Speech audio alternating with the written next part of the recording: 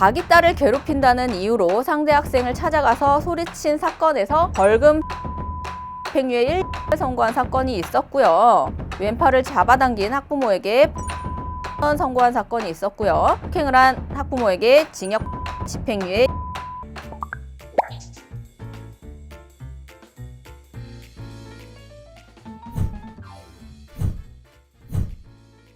일반적으로 자녀가 학교폭력 피해를 입었다라고 생각하시게 되면 굉장히 화가 나시겠죠. 이렇게 화가 나실 때 보통은 이제 선생님한테 이제 상담을 하고 항의를 하시는 경우가 있고, 안 그러면 상대방 부모랑 연락이 닿으면 상대방 부모한테 이제 항의를 하는 경우가 있어요. 그런데 이제 제일 안 좋은 방법이 상대방 학생 한테 항의를 하는 경우인 것 같아요. 처음에는 이제 내가 우리 아이 괴롭힌 저 아이한테 주의를 주겠다라고 생각을 해서 뭐 만나거나 연락을 하거나 그런 식으로 이제 하시지만, 본인이 이제 너무 화가 나서 감정이 주체가 안 되는 경우에는 잘못하면 뭐 폭행이나 협박, 아동학대 이런 걸로 나아갈 수가 있는 거거든요. 아니면 때로는 나는 우리 아이를 괴롭힌 그 아이를 만나가지고 주의만 줬는데 그 아이가 뭐 울어버린다거나, 아니면 또 그쪽 부모님이 뭐 협박을 했다, 뭐 폭행을 했다, 뭐 아동학대를 했다, 이런 식으로 이제 신고를 하는 경우들도 있습니다.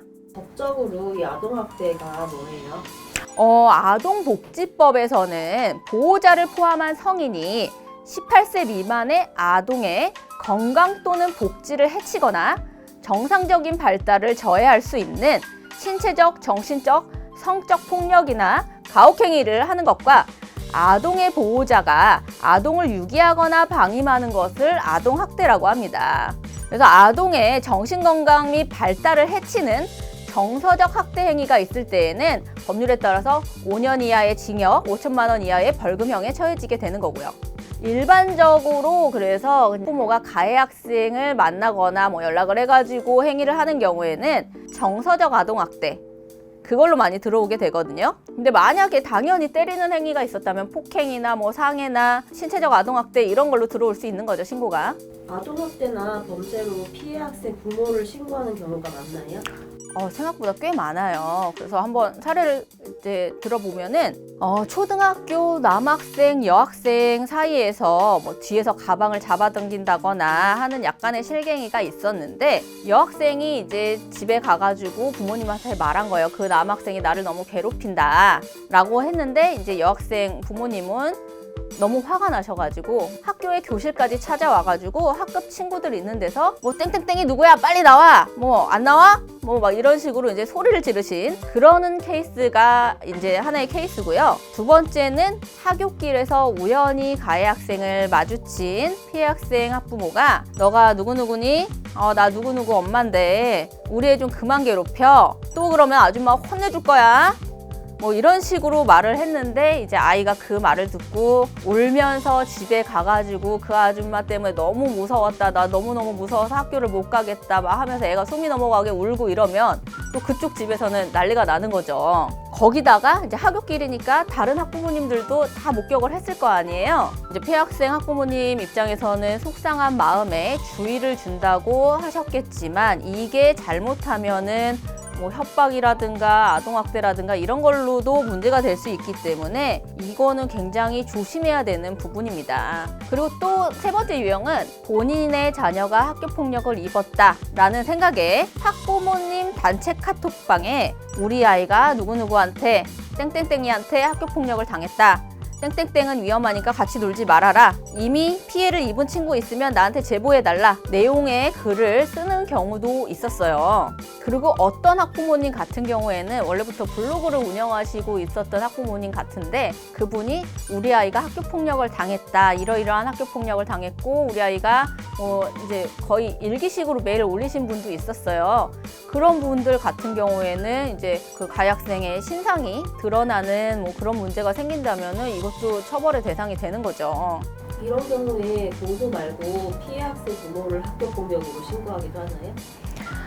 학교폭력 법상으로는 그 피해 학생이 학생이면은 신고를 할 수가 있기 때문에 성인도 학교폭력의 가해자가 될 수 있어요. 그래서 따라서 우리 아이가 그 학생인데 가해 학생 학부모가 우리 아이한테 폭행, 협박 뭐 그런 행위들을 했다라고 하면은 그 상대방 학부모를 상대로 학교폭력으로 신고할 수 있습니다. 학부모를 상대로 해서 학교폭력 신고를 하게 되면은 아무래도 이제 뭐 동네가 좁다 보니까 뭐 신고를 당했다 이런 이야기를 들을 수도 있는 거고, 학교 내부에서 또 이제 저 엄마 좀 위험하니까 조심시켜라 라고 하는 소문이 돌 수도 있는 거고요. 근데 성인이 만약에 아동학대로 신고가 돼 있다라고 하면은 학교에서 학교폭력으로 신고를 받지 않을 수가 있어요. 그래서 그럴 때는 형사적으로 해결할 것인가, 안 그러면 학교폭력으로 신고할 것인가, 이걸 잘 판단을 해서 결정을 하시는 게 좋을 것 같습니다. 대체로 어떤 처벌을 받게 되나요?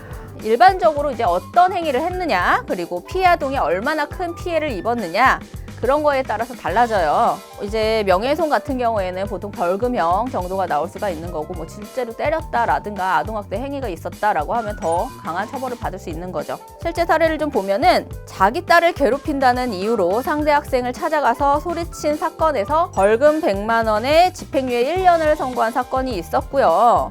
그다음에 학교폭력 그 결과를 받아들이지 못하고 상대방 학생을 찾아가가지고 욕설을 하고 책상을 밀고 왼팔을 잡아당긴 학부모에게 벌금 400만 원 선고한 사건이 있었고요. 가해 학생을 찾아가가지고 코뼈를 부러뜨리는 폭행을 한 학부모에게 징역 8년에 집행유예 2년 40시간의 아동학대 재범 예방 강의 수강명령을 내린 사례가 있어요.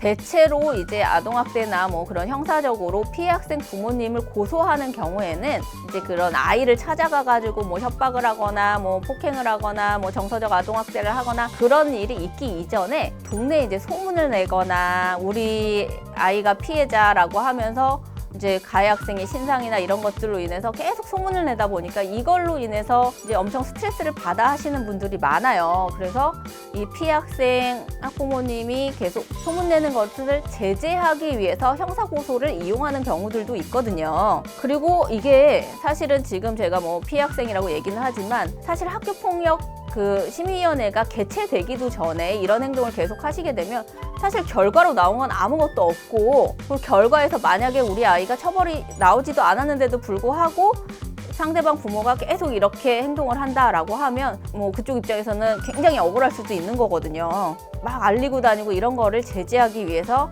이제 고소라든가 이런 거를 통해서 공권력의 힘을 좀 빌려가지고 제재시키는 그런 측면이 있기도 합니다. 그렇다면은 우리 아이가 이제 피해를 입었을 때 주의해야 될 점이 있나요? 감정적으로 대응하시면 안 돼요. 침착하게 마음을 먹으신 다음에 법적으로 문제가 없는 선에서 행동을 하셔야지 됩니다. 그래서 직접적으로 상대 아이 만나지 마시고요. 직접적으로 전화 통화하지 마세요. 내가 직접 혼내겠다. 이런 생각 자체를 좀 버리시는 게 좋습니다. 그리고 이제 뭐 커뮤니티나 뭐 블로그나 어디에 글 쓰시는 거 애초에 그냥 쓰지 않는 게 좋은데 정 쓰고 싶다라고 하면은 가해 학생의 신상이 드러나지 않게끔 쓰셔야지 되는 겁니다. 그리고 가해 학생한테 나쁜 감정이 들어서 뭐 험담을 한다거나 아니면 더 나아가가지고 허위 소문을 내는 경우들도 있어요. 이런 행위는 본인이 처벌받을 것을 감수하고 하셔야지 되는 거고, 애초에 우리 법이나 일반 상식은 아동을 상대로, 아이를 상대로 해가지고 성인이 그렇게 가해 행위를 하는 거 그거는 용납하지 않고 있기 때문에 우리 아이가 아무리 피해를 입었다고 하더라도 나서가지고 해코지를 한다? 라고 하면 주변 시선들도 생각을 하셔야 돼요. 저 부모 좀 이상한 것 같아 라고 하는 그런 시선들도 있기 때문에 자제하시는 게 중요할 것 같아요. 과한 행동을 했을 때는 이게 잘못하면 우리 아이 피해를 인정받는 데 있어서 마이너스가 되는 그런 상황들도 굉장히 많이 발생하거든요. 그래서 굉장히 이제 화가 나는 감정은 좀 잘 누르시고 침착하게 대응하는 게 굉장히 중요합니다.